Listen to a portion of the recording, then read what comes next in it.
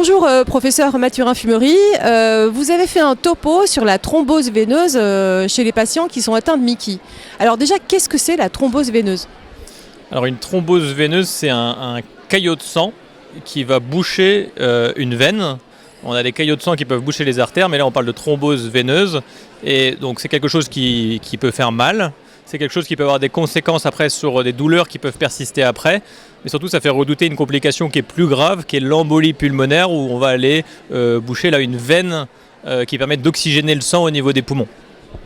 Alors, est-ce que les malades de Miki sont plus à risque de faire ces thromboses veineuses? Oui, alors il y a un surrisque d'événements thromboemboliques veineux quand on a une Miki.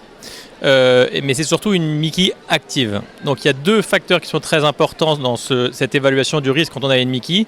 C'est le fait d'avoir une Miki active et c'est le fait d'être hospitalisé. Après, il y a plein d'autres petits facteurs qui peuvent augmenter le risque, qui sont vrais dans la population générale. Par exemple, le fait d'être obèse ou en surpoids, le fait de prendre un avion de façon très prolongée pour aller en Asie ou aux États-Unis, par exemple, le fait de fumer. Et il y a aussi des gens qui ont des anomalies de la coagulation héréditaires, qui ne sont pas rares dans la population générale, qui peuvent favoriser ce risque. Donc en fait, il y a un autre élément aussi, c'est la contraception œstroprogestative, qui augmente aussi un petit peu le risque. Donc en fait, quand on va additionner chacun de ces facteurs, on va avoir un risque qui va commencer à devenir significatif et qu'on va avoir envie de prévenir. Alors justement, comment on prévient la thrombose veineuse? Donc le premier élément, c'est tous les facteurs dont on vient de parler, essayer de les éliminer. Et après, il y a deux événements, il y a l'hospitalisation et le patient qui a une maladie active avec un ou plusieurs des facteurs dont on vient de parler. Et il y a quelque chose de simple, c'est une injection d'un produit anticoagulant mais à très faible dose qui n'augmente pas du tout le risque hémorragique. Et on a des études chez les patients Miki, ça n'augmente pas le risque de rectorragie ou de saignement digestif par exemple. Et c'est une injection par jour. Et par exemple, tout patient Miki hospitalisé, qu'il soit hospitalisé pour sa Miki ou qu'il soit hospitalisé parce qu'il se casse un bras ou qu'il a autre chose, doit avoir une prévention thromboembolique avec ce médicament. Et on doit discuter aussi ça quand on a une Miki active avec d'autres facteurs de risque thromboembolique quand le patient il dort chez lui. Et alors, quand on est en rémission de la maladie, on a quand même un petit peu moins de risque puisque c'est finalement l'inflammation elle-même qui peut créer ce risque?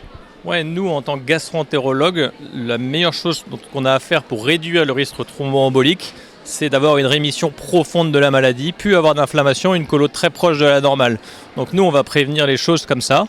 Et après, il y a aussi des médicaments qu'on va privilégier par rapport à d'autres si on veut profondément réduire le risque thromboembolique. Et le gastro-entérologue, il ne se souciait pas de tous les petits facteurs. Maintenant, le gastro-entérologue doit être sensibilisé à ça. Il y a des recommandations qui viennent de sortir qui vont permettre de sensibiliser la communauté des gastro-entérologues au risque thromboembolique chez les Miki.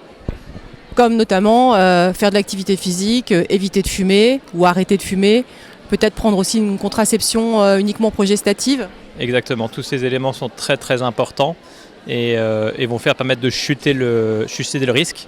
Le tabac, c'est facile pour en parler des gastro-entérologues. Les gastro-entérologues sont peut-être moins à l'aise de parler de contraception, mais ça doit changer, ou au moins commencer à en parler et en discuter avec le médecin traitant, juste faire un courrier, initier la discussion, sensibiliser les patients au risque. C'est des choses importantes. Et il est probable que parler de contraception quand on a une Miki doit se faire très en amont, dès le diagnostic, parce qu'il y a des contraceptions à privilégier, notamment vis-à-vis du risque thromboembolique. C'est très clair, merci beaucoup. Merci beaucoup.